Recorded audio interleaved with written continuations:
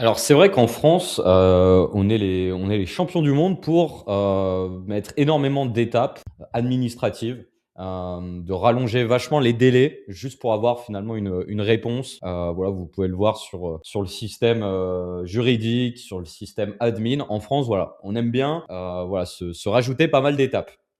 Et sur le marché B2B français, c'est exactement ça et je le trouve très, très lent, pour, prendre des décisions. Parce que, bah, pas mal d'entreprises, voilà, commencent l'année, par exemple, le 15 janvier, prennent des décisions en mars et commencent à signer une stratégie, à mettre en place une stratégie au mois de mai. Donc ce qui s'est passé, résultat des courses, vous avez perdu, plus de 5 mois de votre année, pour, voilà, quelque chose qui aurait pu être lancé directement. Donc effectivement, il y a des budgets, il y a des choses comme ça, mais voilà, des fois, il n'y a pas forcément besoin, d'autant de temps pour, du coup, mettre en place une stratégie. Surtout si cette stratégie est celle que vous devez absolument mettre en place pour, un petit peu la santé de votre business. Et côté, donc ça, c'est un petit peu, côté prospect. Côté entreprise, côté prestataire, c'est exactement la même chose, en fait. C'est que, bah, beaucoup, moi, de mes clients me disent qu'ils en ont marre, en fait, de mettre 3, 6 mois pour signer un deal.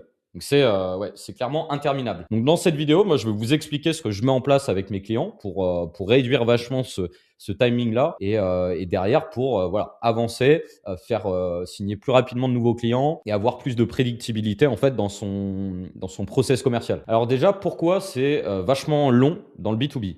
Parce que c'est déjà lié au manque de confiance. Donc les prospects aujourd'hui, les entreprises comparent 3, 4, 5 prestataires. Alors, on le voit tout le temps, quand une entreprise prend un rendez-vous, elle fait un petit peu ses courses, elle a le choix, voilà, elle a des rendez-vous avec, d'autres concurrents et voilà, l'idée c'est un petit peu, de comparer les prix, comparer un peu le professionnalisme des entreprises.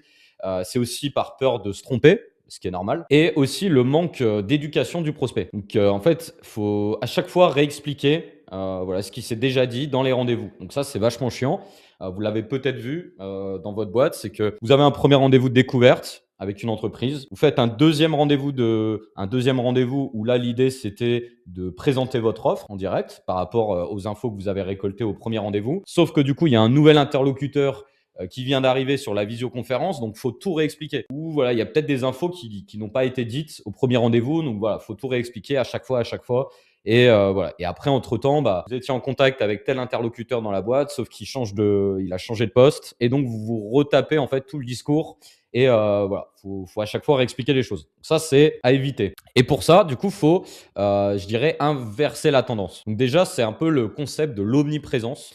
Donc moi, ce que je conseille à mes clients, c'est que les prospects, en fait, doivent vous voir, de partout avant le premier rendez-vous. Comme ça, vous restez top of mind et comme ça, vous avez votre message, votre discours, votre expertise qui est mis en avant à chaque fois. Et donc si votre prospect prend rendez-vous avec vous, il va se taper plein de types de contenus sur LinkedIn, sur YouTube, dans sa boîte mail et cetera. Le but, c'est d'espacer ça, c'est pas de le spammer, mais c'est toujours être dans sa tête. Comme ça, il va se dire: «Ah oui, d'accord, OK, j'ai compris, ils font ça, ça, ça, d'accord. OK.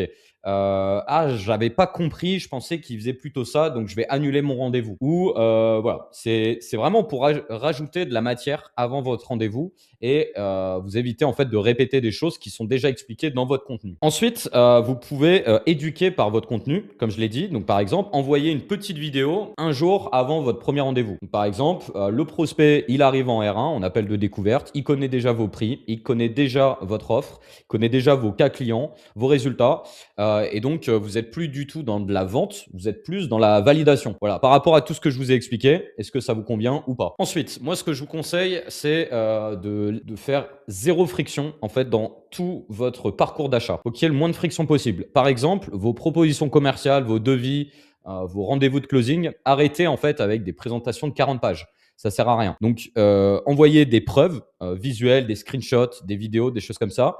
Comme ça, vous allez pouvoir, entre vos rendez-vous, rajouter plus de valeur. Dans vos présentations, il y a beaucoup de choses qui peuvent être enlevées avec plutôt présentation de la boîte, résultats, la situation actuelle de vos prospects que vous avez vus, leurs problématiques du moment, leurs objectifs, votre solution, le prix. Basta.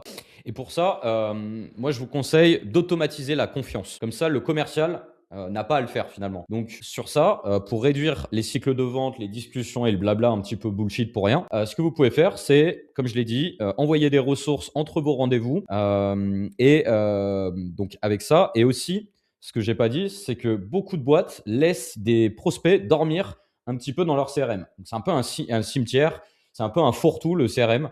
Vous avez des rendez-vous qui tombent constamment toutes les semaines, c'est cool. Vous faites vos appels de découverte. Ensuite, vous définissez des appels de closing. Ça close pas. Voilà. Le prospect, lui, repart dans la nature. Et votre job, en fait, c'est d'avoir aussi des automatisations derrière pour recontacter un prospect, par exemple, 2 mois, 3 mois après, pour reprendre des news, lui renvoyer du contenu de valeur, etc. Et en fait, avec tout ça, si vous l'automatisez correctement, vous allez pouvoir réduire par 2, voire par 3 votre cycle de vente. Et votre job, c'est vraiment d'être proactif et de pas juste être voilà, dépendant du prospect, juste voilà, voir un rendez-vous qui tombe dans votre Calendly, dans votre agenda, par exemple, et de vous dire, OK, bah, on en rediscute dans 2 semaines, je vous présenterai un petit peu nos offres, etc. Non, vous restez constamment dans la tête de votre prospect, vous envoyez vachement de valeur, vachement de contenu. Donc, c'est du contenu qu'il faut déjà avoir créé en amont. Et donc, vous augmentez en fait la confiance du coup de vos prospects. Et vous augmentez votre taux de closing, vous réduisez le cycle de vente parce qu'en fait, vous cassez ces objections avec tout le contenu que vous lui envoyez. Et voilà. Et bah, au moins, vous cassez les codes de votre marché et vous arrêtez un peu de suivre tout le monde parce que c'est vrai que voilà, c'est pas parce qu'en fait, sur votre marché, la norme, c'est mettre 6 mois pour signer un deal que vous devez le faire. Vous pouvez aussi casser les codes avec des systèmes comme cela. En tout cas, c'est ce que je mets en place pour mes clients. Voilà. Et ça marche très bien et on n'a pas fini d'arrêter ce process-là. Donc maintenant, à vous de jouer. Et si vous voulez en discuter, vous pouvez prendre rendez-vous avec moi sous cette vidéo. On pourra voir comment mettre ça en place.